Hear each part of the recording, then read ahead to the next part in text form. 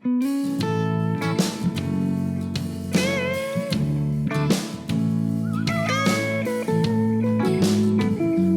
the Startron shakes this morning.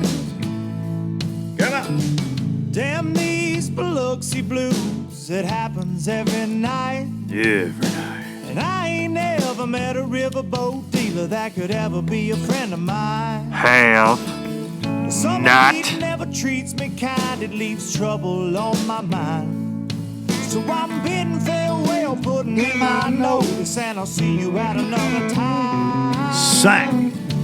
This highway does not know my name, and I don't care. Nope. No, I don't care. Not even a little bit.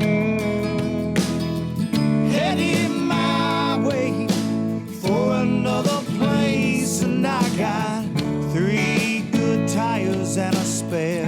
Right to the hook right here. Just a white line gypsy getting out of Mississippi with just enough gas to get there. Low budget live, not so live from the Low Budget Live Bar and Grill. Welcome, you bunch of low lifers. And if you're new to the show and you're wondering why you're getting insulted right out of the giddy, this is your first time tuning in, you're not being insulted. That's what the listeners of this program refer to themselves as, the low lifers, and they are a faithful bunch of folks. So welcome. You are now a low lifer, whether you wanted to be or not. This is the podcast for Monday, October the 24th, and hope all of you fine low lifers are doing well out there. Thank you for joining me once again here in the Low Budget Live Bar and Grill in beautiful Middle Tennessee, Southern Middle to be exact. And it's fall, y'all. October the 24th. I feel like since I started doing this podcast many years ago, but when I started doing it weekly, right, that time just flies by. I don't know. I feel like I'm like, damn, we're already almost to November. It's Halloween. Things is happening. But the biggest thing that's happening is it's almost deer season. So I'm going to try to get this fall. I want to mix it up. I want to get some hunting folks on here, a couple of little special episodes there. Y'all let me know in the comments if that's a good idea or not. But I gotta share one on myself this week, and I posted about it on social. But first of all, I want to say I am terrified of heights. Edges in particular. Heights, like being on an airplane or being on a tall building, like that doesn't bug me. But now I go to the edge, or I'm looking out of a window. Never liked that. It's in my DNA. A lot of my family members are the same way. So don't like that. But big deer hunter, love to bow hunt, so I hunt a lot of lock-on stands, different things like that. Well, I was down at the farm one day this week, and mainly on this piece of property, I've hunted it for most of my life, and I lease half of this big tract of land that I've always been a part of. But me and my boys lease a section of it, and we mainly I just kind of keep it up for them, right? Like it's a lot of. It's not really the way I like to hunt. It's a lot of shooting houses that have been there for years and years and years, and it's a lot of cutover land. And if you don't know what I'm talking about by that, it's paper company owned. We lease from the paper company, and so they cut a lot of it. It used to be beautiful, beautiful hardwoods, and it's been just massacred into these terrible pine thickets everywhere. A lot of y'all in the country know what I'm talking about. But hey, it's where we hunt, and we've got a couple nice little hardwood hollers left on this place over the years, but I don't bow hunt it a lot. I got a couple other farms that I bow hunt. It's a little easier to bow hunt. Makes more sense to bow hunt if it makes sense. So I was down there doing some work one day. This farm is also loaded with rattlesnakes. Okay, so I don't go meandering through the thickest cover. Early in the season. Like when you see all these people posting, I'm working on my deer lease, I'm doing my food plots, I'm doing this. I don't step foot on this damn place until there's been a couple frosts, and then it's still like you tiptoeing around, head on a swivel, looking for them little buzzworms, because there's a bunch of them.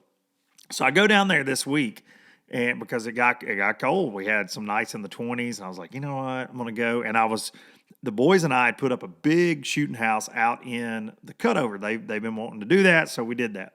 And it was a pain in the butt, and it's a lot of work. And it looks like the freaking, like a bomb went off out in this area. And if y'all have ever hunted this kind of stuff, and I know many of y'all have, you can just see forever. But they wanted to put a stand up out there, and we haven't had one in a couple of years since this stuff got cut a year and a half ago, probably.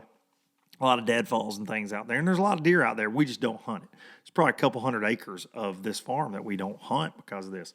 So we go out there. Well, a lot of it has grown up really high. So I went to do some manual labor, and I went and took a weed eater with a brush blade because I'm a redneck. Startron in it, cranked up first try. And I'm cutting some shooting lanes for the kids. And you know, they have no idea how much work goes into all this deer hunting mess. But I'm down there. Well, I brought my bow and my camo and stuff because it was just a beautiful afternoon. It was cold. And I thought, you know what, I'm gonna go bow hunt somewhere down here. Well, there's an old, and I mean old ladder stand, okay? Some old boys that used to lease put up many moons ago. I've sat in it maybe one time, and this stand wasn't in good shape then. And so I decide that with the wind direction, it was really the only stand. I got a couple lock-ons down there, whatever, but they're just not in a juice area. And I've got a big deer on camera around where this old ladder stands at. So I thought, you know what, man, I'm gonna work. Then there's like a couple hours daylight left, I'm gonna slip down there and get in that stand. No harm, no foul. I didn't bring my safety harness, and I'm a big safety harness guy. Didn't bring my safety harness.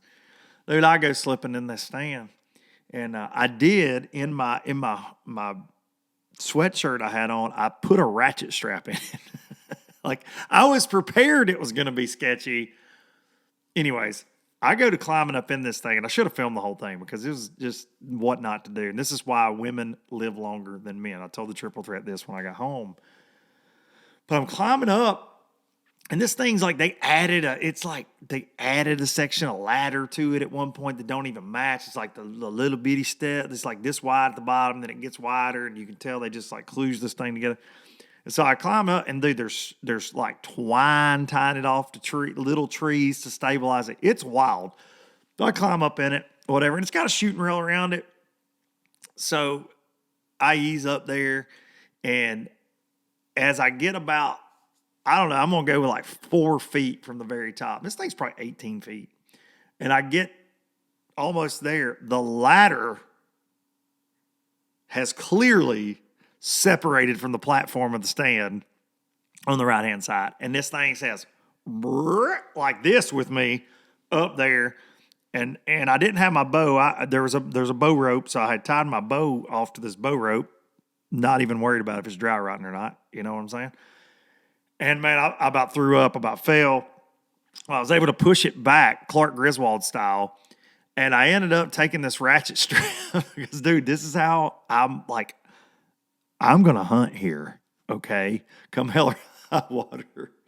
Damn it, I'm down here. I'm going to enjoy this. And so I meander this ratchet strap around this thing and strapped this stand back together. And then climbed up in it and pulled my bow up. Rope didn't dry right, but I made a stupid post. I posted a picture of my face, and I'd sent it to the triple threat because the wind was blowing about 15 miles an hour, and this damn thing was saying, "Brah, brah, brah." And then I went to kind of lean one time. Some deer came out in a little plot that I was sitting in, and I kind of was trying to raise up. I saw them coming.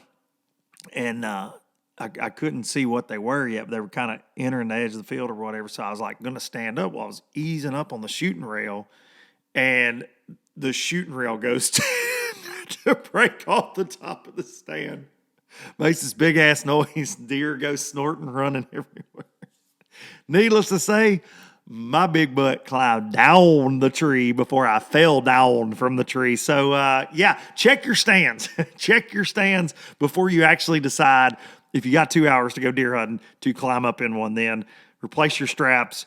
Throw stands away that are very old, especially if they've been bought at like Walmart, most likely. They were built over in China, and they're pieces of garbage. You got about a 2-year use window on some of them. Now, I've got some that have been up longer than that. This thing's been there, though.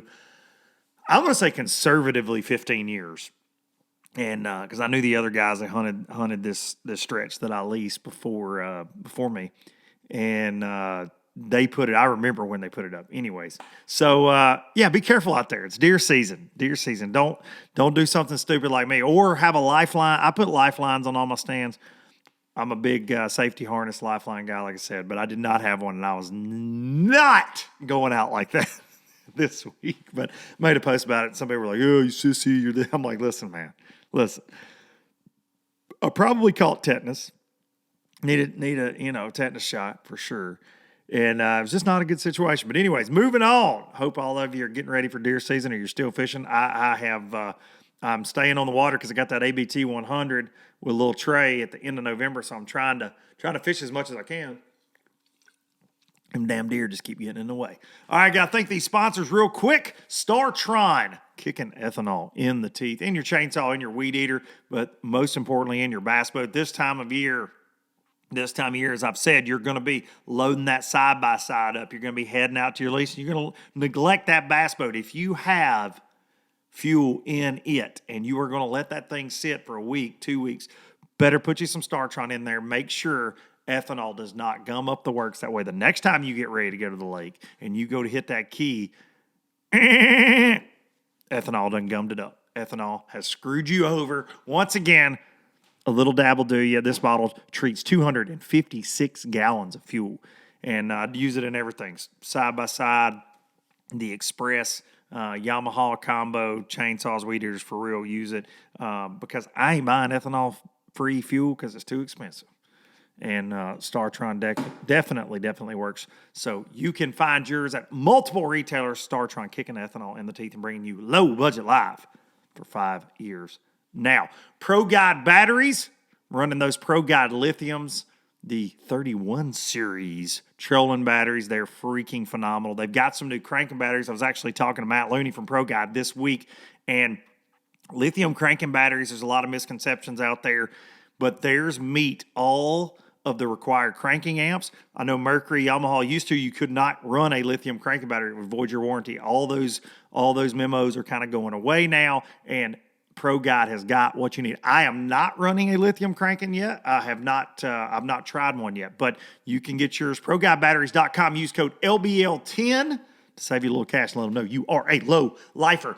Baitworks.com. Bait-works.com. Your online tackle destination. If they ain't got it, they got it on the way. And if they ain't got it, you probably don't need it. They are loaded to the gills. Multiple brands, rods, reels. I was out Friday playing around with some Denali rods. They're big with Denali, and man, there's some real value savvy rods. $150 with Denali there. Go on there, check everything out. You can use code Duncan-10, Duncan-10, and something I've been slinging around. I know they got a lot of. It's Alabama rig season. I don't care what you think about it. They got them on there, every make, model of jig head, swim bait, and A-rig that you need. Bait-works.com, Duncan-10. Saves you cash and lets them know you are a lowlifer. And last but not freaking least. I hit the wrong button. It's the Bassmaster Classic Winning Express high performance aluminum bass boat. Hang that banner right there over my shoulder here in the beautiful LBL Bar and Grill every single week. The Express X21 Pro LE is what I'm running this year. It's a new model, new layout, more fuel, cool seats, stay cool seats as a matter of fact. They actually are cool to the touch. Very, very neat. Haven't had them out on a scorching day yet to test that theory, but loving the new layout. The boat with the 250 Yamaha shows handling great. Got the Garmin's on there, got SeaDeck bow to stern, one of the only boat companies out there doing that, and they've been doing it for a very long time. You can check them out at a local dealer. If you see me at a boat ramp, holla and come take a ride in an Express X21. If I got the time, I'll dang sure put you over in that bad boy and let you see what it's all about. Express boats, building excitement since 1966. All right, a few things. I'm going to text our guest here.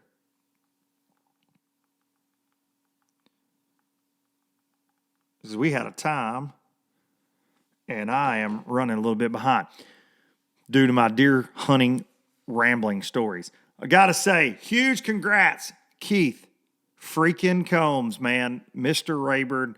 I mean, he's dialed up out there as it gets at times, and he absolutely showed up, showed out, wins the last Central Open of the year. The Opens are complete. He's going to the Classic. That's freaking awesome. Keith Combs kind of been off of his normal just tears in the last couple seasons. Very uncharacteristic for Keith. So it's cool to see him get a win, getting that Classic, and he's always a threat. Combs is, man. There's no doubt about it. So it felt good seeing him on Bassmaster Live yesterday with Big Ron and Tommy Sanders calling it all from out there at Sam Rayburn. And I got to say, man, if you follow me on social, you see me post this, but Bradley Hallman is going back to the Elite Series. He won the points in the Central Opens, and I'll be honest, there's not y'all know that I got relationships with a lot of these folks. I've been fortunate. It's my favorite part of this industry is the relationships that I've been able to forge over time, and got a lot of people that I consider dear friends and I pull for, but maybe nobody that I pull harder for than Bradley Hallman. He and I have been kindred souls, kindred spirits since the first time we ever met down at Tony Satchery's house many moons ago. We've told that story here on the podcast, but he was in his on his last leg in the elites back then when I met him, and he quit. And he decided not to come back, and then he sat out for a while, and then he starts fishing the FLW Tour again there when I did in 2016. He wins the first event at Okeechobee. He then wins a couple years later there at Lake Lanier. The guy is a machine, but whenever 2019 rolled around, MLF's buying FLW, all that, he said, I'm out. When I said I was out, he said, I'm out. There were several of us that left, and he started this Bassmaster journey then. I want to fish the Classic. I want to get back. And for 3 or 4 seasons now, 4 in the Opens, I guess, 20, 21, 22. So 3 seasons. He is he's given it all he's got, man, and fishing all of them, running around the country, and wins the points in the Central Opens that qualifies him. If it was next year, because he fished all 9, he would have qualified through the top 9 as well. But Bradley Hallman going back to the Elite Series, so proud for the guy. He's a great human being. He's a great angler. Great YouTube stuff. Go check it out. But pumped for my boy Brad. Born and raised over there in East Tennessee. He's got some of that Tennessee. Even though he's a Boomer Sooner now, he got some of that. He's got some of that Rocky Top. He was texting me during that Tennessee Bama game. So congrats to Hallman. Just a real good dude, and the Elites are lucky to get him, and they're lucky to get everybody that they're bringing on. Man, that Rookie of the Year race, I think Ronnie Moore made a post about it this weekend. It's going to be a tough one. It's going to be a tough one next year. There's some certified fish catchers on that list headed that direction. Got to say another real quick congrats, Jesse Wiggins. I don't know how he has time to do all this, but he qualified for the BFL regional that was on his home lake, Smith Lake. Shocker, he won. Now, only by 2 ounces. Now, Jesse, it was a close one, but Jesse's going back, it was his first BFL win, he said, which perfect timing, and he's going to the BFL All-American, which is still very prestigious tournament that I think every fisherman could agree they want to make. Jason Lambert, BPT Tour Pro, just made it through the Pickwick Regional. All these guys fished BFLs that qualified them for regionals on their home lakes. And man, I think it's really cool to see them mixing it up. There are probably people that were pissed they were there, I'm sure. But my thing is, if you are a local guy in BFLs and you let Jason Lambert show up and beat you, or you let Wiggins show up and beat you, shame on you, because they're not home. They're not home all the time. So I hear guys piss and moan about that. They shouldn't be allowed in the BFLs. And look, I get it. But at the same time, like, you've been down there 7 or 8 days straight. You fish your home body of water 3 and 4 days a week, a lot of folks. And I saw Lambert, he won the BFL Super Tournament up at Old Hickory Lake. Like, you should never let that dude roll in there and beat you in 2 days on your home lake. So congrats to those guys going to that prestigious All-American. One quick thing before we get our guest on. Hearing a lot of BPT names swirling around that they're not coming back. I don't know if that means, I'm assuming it means they're going to the Bassmaster Opens, but I talked a little bit about it last week. Bobby Lane not coming back. Keep hearing that. And seems to be some weight to that. So the Red Crest champ not coming back. Hearing some other names out there as well. And I think you're going to start seeing announcements. Also hearing that there might be an interesting phone call this week.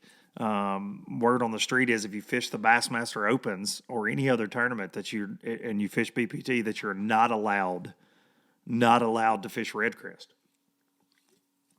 That should go over well. If that's true, that should go over well. Oh, me. Lots of things going on. I'm going to spend some time with some MLF boys this week at a riders event. I'll give you some more details about that next week. I got invited. Brandon Coulter invited me out over to East Tennessee. I'm going to hang out with them a couple days. We're going to film a lot of content, and we're going to do some pods. So great list of guys that are going to be there, and first media event for LBL. So gonna go do some podcasts with some of them boys this week, and I'll have several interviews to share with you guys when I get back. All right, my guest today is an absolute fish catching freak of nature. That's the only way I can put him. I've gotten to know this man through the National Professional Fishing League in the last couple of seasons. He has been a standout. How he has not won an event, it is a surprise to many of us at the NPFL. This guy was just heralded out of the West Coast by a lot of people that I knew, the Cody Myers of the world. A lot of people were like, hey, you better check this kid out. He's definitely got what it takes, and this year he has qualified for the Bassmaster Elite Series. He has over $200,000 in career earnings in a very young career. Ladies and gentlemen, we're going to call him California Kid, Bryant Smith.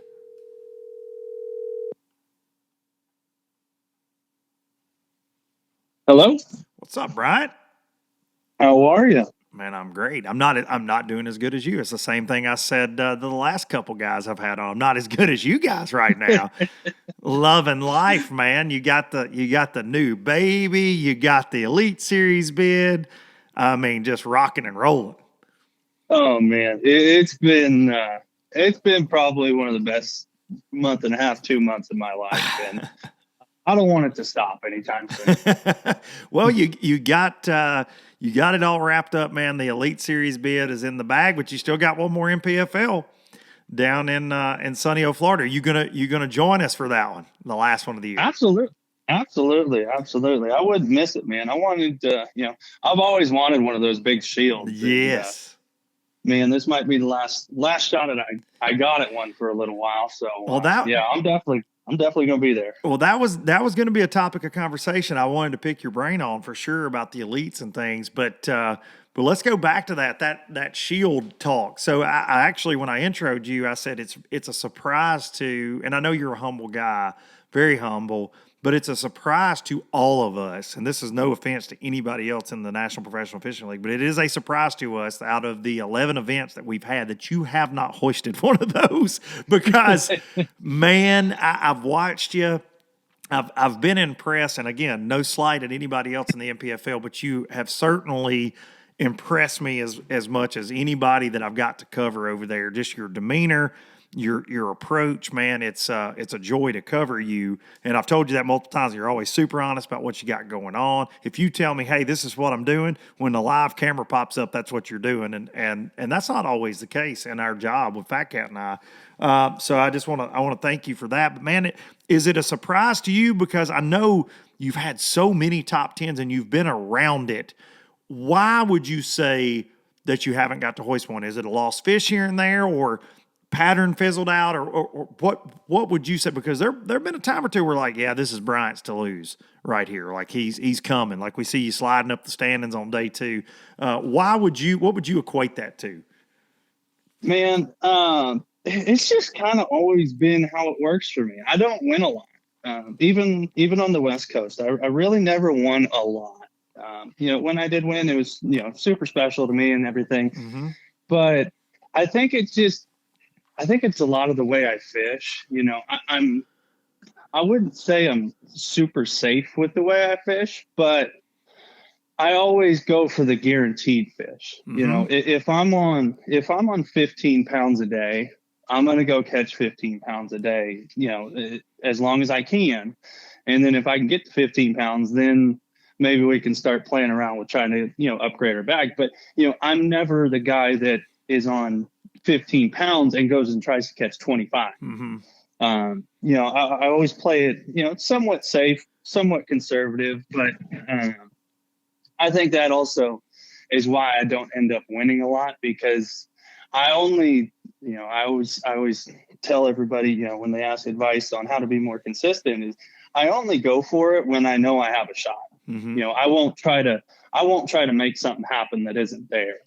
And I think that's a lot of what happened, with the past few years in the NPFL. I never really, I had a shot at one for sure. And that one was just a mental error that blew that one for me. Which one? But, Pickwick or Harris Chain? That was actually Winnebago. Winnebago. Okay. Yeah. Okay. That was actually Winnebago. Those Pickwick Harris Chain jump out to me as like just amazing performances last year. Yeah, I think I had a shot at Harris too. I just never got that. I mean, that one I was definitely fishing for the right fish. I just didn't get the bite. Pickwick was, my fish just kind of ran out the last day, and I didn't make the right adjustments to catch bigger ones. Like a lot of the other guys were catching a lot of bigger fish, and I was kind of 3 to 4 pounds was kind of my max. I could never catch one bigger than that. But that's just the way I fish. I catch what I'm on. I don't try to make nothing or something out of nothing. Yeah, I guess it's basically the simplest way to put it. Well, what happened at Winnebago? I don't remember. Because we had some drama on the last day around Keith and things going on with the top 10. I remember some of those details from that day, but what? I can't remember what happened. It kind of got lost in it. It was actually all on me. I was in the top 10. And I was on camera the second day, and I didn't even realize it till after the live stream went off. But when I caught one of my, I think it was the biggest fish I caught that day. I use that Rapala scale that everybody else uses. And I trust that system so much that it didn't even dawn on me that something had went wrong until after. But I weighed that fish and I punched it in the wrong spot. And then I was so worried about getting that the original fish that's supposed to be in that spot weighed and get everything back to kosher, that I actually forgot to cull my smallest one. So I threw the biggest one and I threw the smallest one in the live well and went to the other side to go reweigh that fish that had gotten basically deleted. And long story short, I had the penalty was enough to I would have made it interesting. I would have made it interesting. I won't say that I would have won it, but I've done the math, and it would have been really, really close. And that one got close. Buck came from out of nowhere, and I mean, he had been around it all week, but then Perkins catches a giant bag the last day. Yeah, that one was wild. The weigh-in was wild. That was one of the craziest events we had. But I do remember that because we had Sheldon Collins in the mix too, and Sheldon had a fish die, I believe, and he would have been right there. Like that one was just super tight weights, but with that though, you're making my point for me in that out of 6 events, you were like right in the mix in 3, and we're always around it, right? And you were a guy that I know you're familiar with, Mr. Randy McBride. From out west. I've known Randy many, many moons. He was my Red Man tournament director when I was 16 years old. So I've known Randy a minute. And I ran into Randy somewhere right as our season was starting last year. And he goes, "Hey, my boy Bryant Smith, I'm telling you, you better watch him. You better watch him." And that was like, I started hearing your name. Then I had some guys in the comments when I started talking about NPFL. Your name has came up from West Coast guys. Then we get to watching you, and I'm like, yeah, they're right. This kid's got it. And man, now to go on and make the Elite Series, and you did it through that single division. You didn't fish all 9. You just fished the 1 division, correct? The Southerns? Yeah, that was all I kind of wanted to do. I just wanted to keep the dream alive. And kind of the bare minimum just to give me a shot at qualifying. So that's why I did that. Well, what do you think about the format change? Because I know I'm going to get comments on this since because my point is Bryant Smith, I feel like, you're a great angler, and you're committed to, like you said, the dream, keeping the dream alive. So next year you would have fished all 9, right? I mean, that's just, I would have. yeah. I would have. Yeah. I mean, there's no ifs, ands, or buts. You know, that is the dream, to be on the Elite Series. And you know, I would have done whatever it took. Now, that being said, I am so incredibly happy that I don't have to go through that. Of course. You know, 3 of the opens was stressful enough. Yes.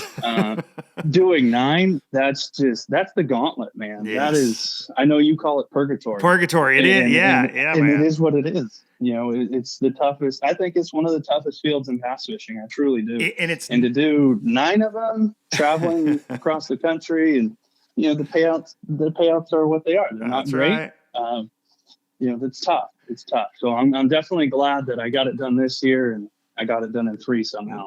No doubt about it, man. And I think that you're right about it is purgatory. That's what I like to call it. And that was actually what I texted Holman when he made it Friday night. I was so pumped for him. Holman and I've been, you know, he's a dear friend, and I know what he's been through. He's been, since he left FLW, he's been in that purgatory, in that gauntlet.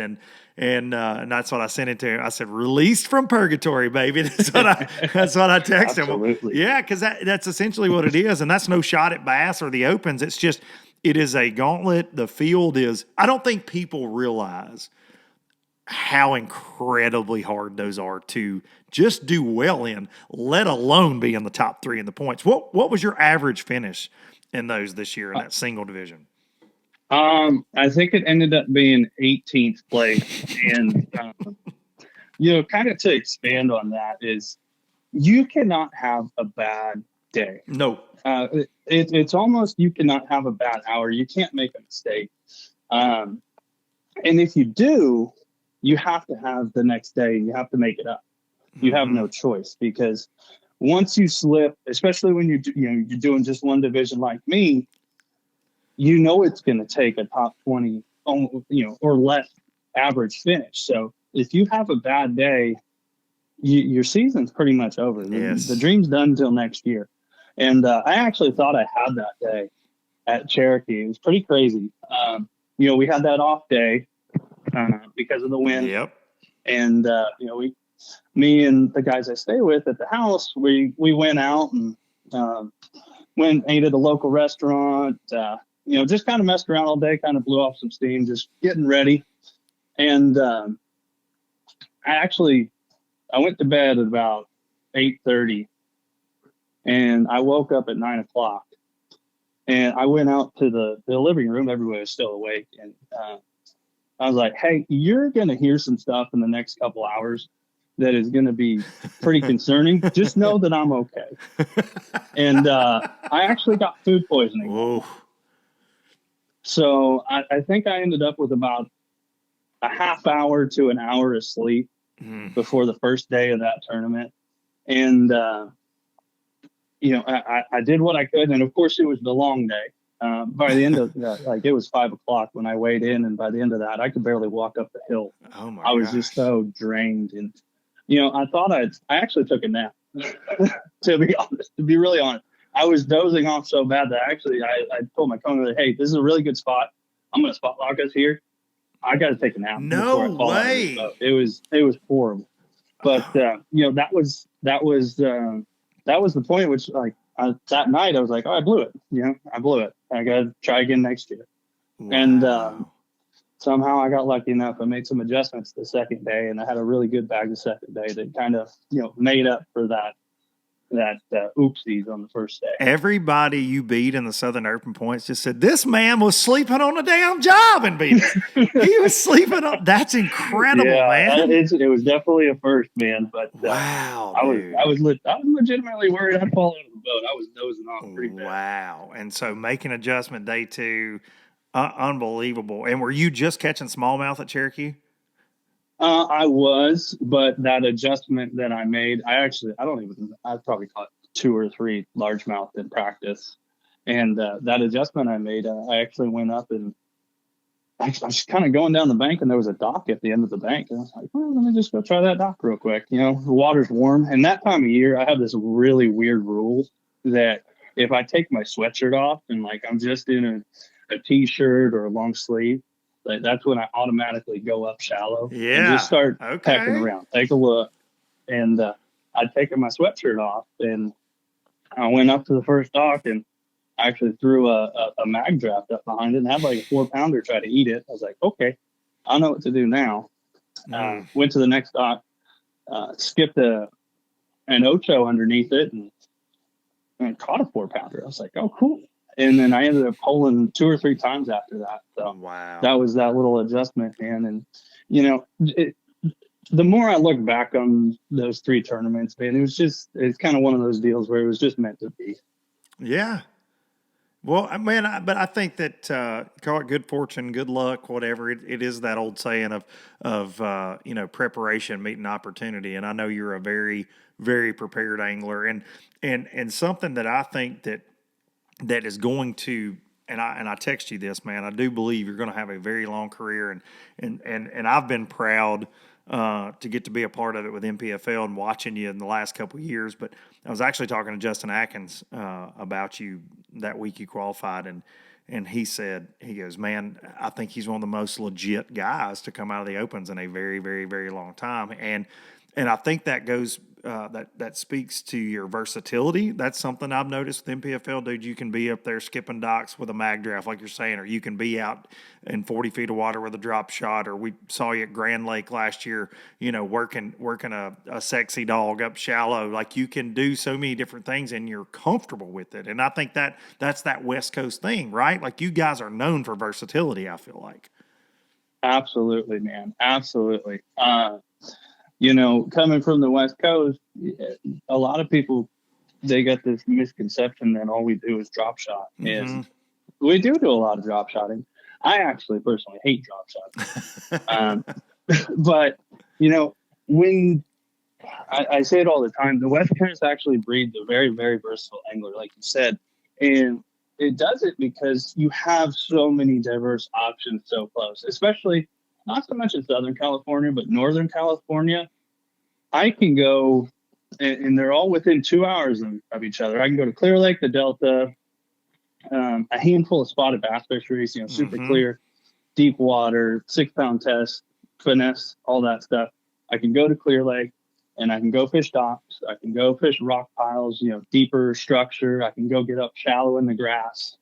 And then I could go to the Delta, and then we got tides, grass, wood, power fishing, flipping. So it kind of breeds that angler that is as comfortable with 65-pound braid as they are with 6-pound tests.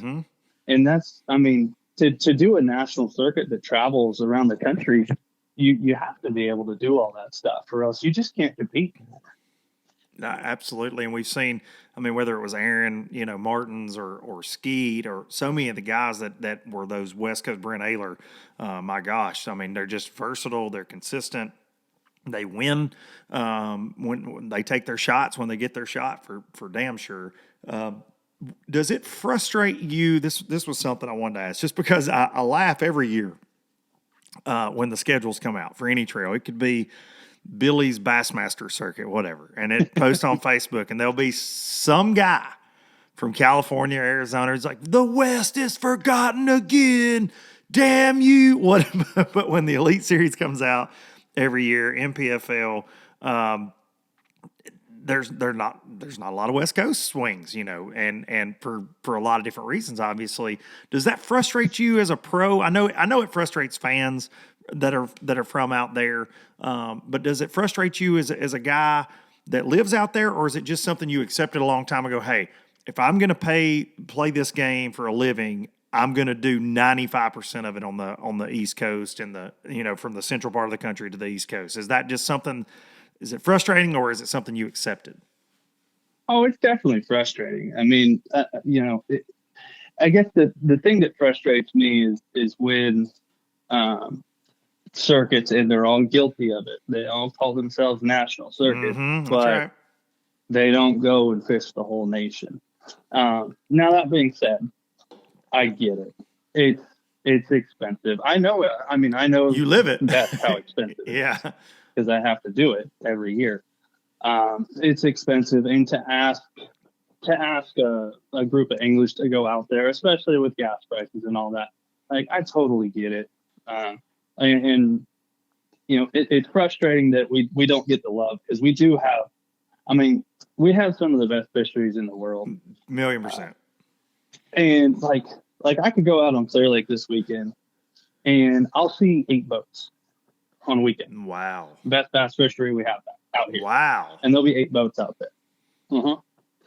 And, you know, would it be cool to give that place a little bit of love and you know, see what some of these English could do out there? Yeah, it'd be awesome. But I don't expect it with the economic, you know, situation that we have right now. I can't ask anybody to go out there and do it. Well, you look at and I've just made my bed with it. You know, I know I'm going to be traveling east, like you said, and it's just something you have to accept. 99% of you know, top level fishing is going to be on the East Coast, and it's the way it is. Yeah, and it's the percentage of anglers that fish nationally, professionally, whatever you want to call it, are mostly East Coast based. You know, Midwest to East Coast based. There aren't as many, but I think that's directly correlated to the fact that it is so hard for West Coast guys because they don't have those opportunities maybe on the national level. They know, well, if I make the Bassmaster Elite Series, they're not going to go anywhere maybe once every 5 years, you know, anywhere that I'm familiar with. And I'm taking the chance to go get drilled by these dudes that have fished Pickwick 19 times and Gunnersville and you know, Hartwell or whatever. Because what is it right now? How many West Coast guys are on the Elite Series? I mean, is it 5 or less? I mean, you know what I mean? As far as Western anglers, west of Texas, you know, there's not many. It's the same with NPFL. There are very, very few. It's the same with, there's a few guys on the pro circuit, a couple on the BPT, but it's really a small group of anglers that are West Coast guys. But I'm with you, man. I understand why the organizations don't do it. From a fan standpoint, I see why fans get frustrated. I'm looking at the weights from that U.S. Open at Mojave. I'm like, why in the hell ain't we having an Elite Series there, dude? Let's freaking go. That's probably one of the best smallmouth fisheries on the West Coast. For sure. And I mean, to the point that I'm like, I'll get my brains beat out, but your boy wants to go fish the U.S. Open if it's going to be there next year just because it looks like a good time. That is one of the coolest tournaments that you could ever fish. I want to do it. I haven't fished it while I was on Mojave, but man, I fished it at Meade, and it kind of makes me sad that we'll probably never see it on Lake Meade again. It was the coolest tournament you could ever fish, and I got my butt kicked in it every single year. But yeah, we got some great fisheries out here. You know, it's far away. It is what it is. It's far away. But I like to hear that you say that you're frustrated about it, honestly, just because it's something that I think that, because I give people crap about the comment section, you know, and it's always the same. Why are you not going to the West? Why are you not going to the West? And it is, I hate that there's not a bass division out there anymore. I really do. That qualifies you for the elites. You know, of course, you got to fish all 9 now, but I loved the Western. I used to keep up with those as a kid. I really think more intently than I did the others. Like, just being a fan, I loved watching, you know, keeping up with Skeet and Ish and all those guys. But it was more, for me, it was the techniques that came out of there, you know. There's so many things that were developed on that West Coast that came back east, you know, whether it be swim baits or the drop shot stuff, really, when it first got going. But I loved, man, reading in Bassmaster Magazine about those Western Shasta. Like, I dreamed about going places like that as a kid, and I would like to see them get more love. So talk a little bit about that struggle, though. Do you, like, what's an average year for you, like with the Elite Series next year? Because you're fishing, I mean, like this year, you fished 3 Opens. You fished, did you fish any Toyotas this year at all? I did not. Yeah. So just NPFL and the Opens. Okay. So you had 9 major events back east. Mm-hmm. What does your life look like in the time in between events? Are you back and forth? I keep up with you on social media. I see your comings and goings, but explain it to the listeners out there what it's like for you being that West Coast guy and living over here trying to bass fish. I mean, what do you do? How often do you go back and forth? Well, it's a really glamorous life to start out.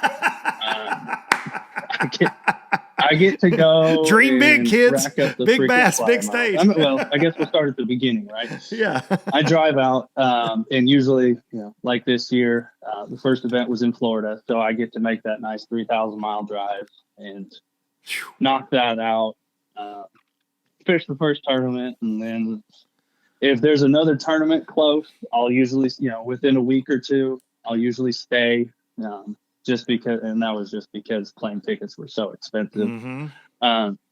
But, if there's enough space in between the current tournament and the next tournament, then I go hop on a plane and I hang out at home for however long, and then I'll go to the next one. But, it's a lot of travel. It's a lot of airtime. I actually tried to do the Opens in 2020, and I actually tried to drive back and forth every time. And that was my gosh. probably one of the dumber things I've ever done in my life. And I really don't mind driving. Like, I actually like to drive. But, as far as the wear and tear on your stuff and your body, and, when I get there, like, I don't stop very often when I drive. I'll catch 3 or 4 hours of sleep, and then I'll just drive another 18 hours. And, the wear and tear on your body, it's just not worth it. So hopping on a plane and, an 8-hour flight, it sounds a lot better than what I used to do. But, I live the dream. I sleep in my truck when I'm here, and then I fly back home and get to go see my wife, and now I get to go see my son. It's just, it's the epitome of living the dream, I guess. So you do sleep in your truck. You are one of the obsessed that chase the dream, keep the expenses down, and do it any way you can, man. I think that speaks a lot to your character, and that, like you said, you are getting to live. This is your dream. It might not be everybody's dream, and a lot of people say that, right? But I think that they won't do whatever it takes. And that was my point when all the Opens changes came out, and you see people going, well, I can only fish a single division, or I can only do this. And I'm like, man, look, if you're not willing to sacrifice for this quote dream, then it's probably not for you, because Bryant or Coop Gallant or, insert a lot of names here, Keith Poche this year, hell, dude double qualifies while he's fishing the Bass Pro Tour. He's got boats all over the place. He's ripping and running. Like, dude, that's hard to compete with if you've got a mental, a block about how hard it is. Like, you've got to get past all that. And man, I think that it's impressive to see. How old are you, Bryant? I'm 31. 31 years old. So makes the Elite Series right after you just get into your 30s, man. That's something else. Like, looking towards the Elites next year. Is it going to be sleeping in the truck? Do you got friends over there you've already started talking with about, bunking up with? How does that look for you next year? Being the rook. It'll probably be more sleeping in my truck. I really don't mind it. It sounds funny, but I've actually stayed with buddies at houses and everything, and every once in a while I'll just end up crawling into my truck. It's nice and cozy. I got an air conditioner in there. I got a heater. It's really quiet. Nobody wakes me up. I don't mind it at all. So yeah, that's what I'll be doing next year, most likely. Just find the campground where all the guys are at, just in case I need anything or help anybody out. And, just enjoy the life of being a bass fisherman. Yeah, man. Yeah. Well, will you get to pre-fish any of the lakes? Are you familiar with a lot of them on the schedule? I asked Joey Fuentes the same thing last week, but I know you've fished a lot of East Coast events now, or southern, southeast, but are there any fisheries that jump out at you that you're concerned about, you like to get a look at before the season? How does that go for you as far as prep time or pre-fishing? Yeah. So what I usually do is we got a good little system. Me and Jake Boomer, we run together on the NPFL. And what we usually do is we fish the tournament, the current tournament, and then drive to the next one, look around for a few days, wrap around, whatever you need to do, and then we hop on a plane, leaving our stuff at the next one. So it's just ready for us when we get there. And that's probably going to be somewhat of the same deal that I do for the elites, because, I'm not one of those guys that likes to show up and just like, this is the first time I'm seeing this place.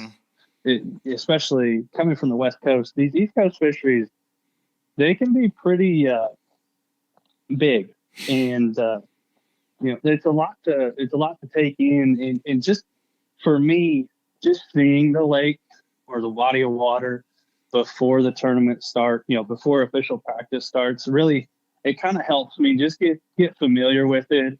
I get to look around, get to see where things are at. Navigation is a lot of, Seminole and Santee Cooper next year. I'm going to want to go drive around for a little bit and get comfortable driving around the stump field. That's just the way it is. And it's a huge part, because that's something that I don't have to deal with in official practice. I can just worry about catching fish in official practice if I know how to get around. I know the general layout of the lake, and I know where everything is, and what, if I start to develop a pattern, I don't have to go look. I should know at least where a couple areas that look similar are. And it just kind of helps me break down the lake a little quicker. I like that. And I think that's good information for anybody out there, no matter which tournament level you're at.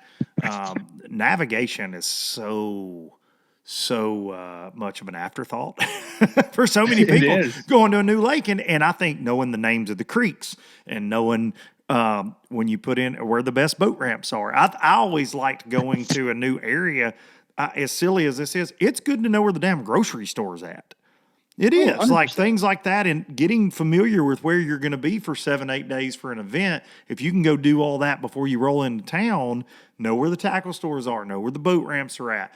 I think all that is very, very underplayed for a lot of people. They worry about, the seasonal conditions or whatever, but man, especially on a fishery like Seminole, Santee, like you mentioned, I mean, navigation there, it ain't no damn walk in the park. They drive you, your boat floats off the trailer at those places, and it's like, well, where do I start? Yeah, exactly. And I take a lot of, I like to be comfortable when I practice. If I get uncomfortable, things are I have to worry about something besides fishing, I don't tend to do very well. So like you said, if I know where the grocery store is at, I know where, the auto parts store is in case something needs to be fixed, or, the marine store. If I know where all that stuff is, I know where the campground I'm going to stay at is, I know how it's laid out. That's just all stuff that I don't have to worry about when game day comes around. And I think like you said, it's really underplayed. It's kind of overlooked. But the other thing is that I would say is, when I'm pre-practicing like that, I'm not always looking for fish. I actually very rarely look for fish. I don't do a lot of fishing. I wanted to make that pretty clear in case, we got some younger anglers. Yeah. I like to be as open-minded as possible. So if you start catching some fish a month early or a month and a half early, a lot of times that can lead you astray. You get kind of dialed into something a month and a half early. So much is going to change over a month. Like I thought about going down to Kissimmee to pre-practice for the last event. And then I saw the hurricane was coming. I'm like, well, if I practiced before that hurricane, everything was going to change. Yes. Absolutely everything was going to change. And then, I already know how to get around there. So it really didn't make much sense to try and go find some fish because it's all going to change in that month and a half, that month. No doubt about it. One thing I wanted to get with you about and just get your opinion. Do you think that the NPFL prepared you? I mean, with the live coverage, you were certainly on live coverage. You're a very well-spoken angler. You were great on camera. You'll be great on Bassmaster Live. I know we're going to get to see you on there a bunch. But do you feel like the NPFL was a great stepping stone and a great addition to your fishing career as far as that's concerned, getting you ready? You fished a lot of big events, obviously, but it showed you some new fisheries. Was it beneficial for you, your couple years at NPFL? Oh, it was absolutely everything. And, I don't want to call it a stepping stone. Yeah, and I don't mean it in that light, but it is. I know you don't mean it like that. Yeah, but, for sure. Because that is like, if I spent the rest of my career fishing the NPFL, I'd have been totally happy. absolutely No problem at all. But yeah, I mean, to get back to your question, what they offered me was a chance to learn how to fish a lot of these different fisheries. The old adage is a bass is a bass, and it's not true. Something changes when you go over the Rockies because fishing gets really, really tough out. fishing pressure is what changes. It does. It does. Yeah. We don't have blueback herring, so Yes. that's something I have to learn. We don't have the TVA lakes. I got to go learn that. We don't have great big northern smallmouth on these massive inland oceans. I got to go learn how to do that. Florida fishing, that's crazy. Got to go learn how to do that. And what the NPFL did, with the way they make their schedules and they travel so much, it really kind of develops a really well-rounded angler over time. And not only that, but they forced me to learn how to travel. They forced me to learn how to logistics, being on the West Coast, being comfortable with leaving my boat out there. Like there was a few times the first year that I actually left my boat, but I didn't want to be without my truck at home, so I'd actually drive my truck home. Oh, wow. Now I have no problem leaving everything there. I got no problem leaving it on the East Coast. I understand that's where I am. That's how it's going to work for me. Being comfortable with that. But, all these things I attribute to the NPFL because without them, I'd have to learn everything going into the Elite Series. And that would be on top of trying to compete against those guys. That'd be a huge task. Oh, yeah, for sure. And I think we can talk all day long about, when NPFL popped up, there's a lot of, I don't know who these guys are, this, that, and the other, as far as the anglers go. And, there are, out of the 12 folks that qualify for the Elite Series, we got 3 going. Yeah. So anybody who doubted or who talked down about our field, like they're just wrong. They don't know. Seen it. They haven't had to compete against them. Yeah, those boys catch fish. There's you better bring it every single week. But you, David Gass, and John Sokup all going to the Elite Series. So crazy, man, to see that 3 guys that I've covered so much in the league there. And I was going to ask you if you were going to fish both, but you alluded to that this next event. Kissimmee might be your last chance at a Shield for a while, and I completely understand that. It just adds a lot more travel, and I think we're on top of the Elite Series maybe with one event next year. So it'd be a task, and it's a lot of money. All the you're gonna have entry fees for days next year, buddy. Yeah, I would love to do them both. I really would. And if there is somebody out there with a company who wants to sponsor me as far as entry fees, I'm going to need a second truck, a camper, yes, because I'm not going to miss the first year of life of my son. Yes, that's the other thing. A lot of respect. He would, if I wanted to travel to do all that, like he would have to, him and my wife would have to come because I'm not going to give up that much as far as they go. But it's unfortunate that I'll probably end up missing next year. The schedule looked awesome. I was so excited when it came out, and I'm just gonna miss fishing. Like they were that group of guys. The ownership, the anglers, everybody involved. Broadcasting, you guys, everybody involved with that organization was it was special. It still is special. And it's like nothing else I've ever really seen in bass fishing. Just kind of everybody's there for each other, which is camaraderie. This sport has crazy. Gotten really cutthroat over the years, and to kind of experience that has been really, really cool. That is the resounding statement I hear from all of our anglers, especially first time guys like Patrick Walters this year. After he fished a couple events, he and I were talking, and he's like, just blows my mind how freaking nice everybody is. He's like, it's just not cutthroat and everybody's just gets along and helps each other. And Brad Knight said the same thing. He was like, what in the hell? These guys don't even understand that you're supposed to be jerks now. He's like he's like, nobody's mean over here. This is crazy. It really is a testament to the way things are all put together over there. And I'm looking forward to this last one, man. I mean, it's deer season, right? Brad Fuller, if you're listening, I mean, we fishing in deer season. I know he knows that because he's a big deer hunter. He's like, yeah, we scheduled a damn event the first week of November. That's when it goes down for him in Ohio every year. But I think this last one's going to be really, really, really a strong event. I think with the hurricane, a lot of, things have changed water level wise. I've seen they've had a couple big cold fronts now down there. I think that you guys are going to smash them, man. Really do. I'm looking forward to it. Yeah, I am too. A lot of unknowns with this tournament too, and that's the thing. That's the other cool thing about the NPFL is they're not afraid to go places at unconventional times of year. Going to Florida in January, it's cool. It's awesome until it freezes and then it's 3 days before the tournament, like it did in the Open. The lizards are falling out of trees. Yeah. Yeah.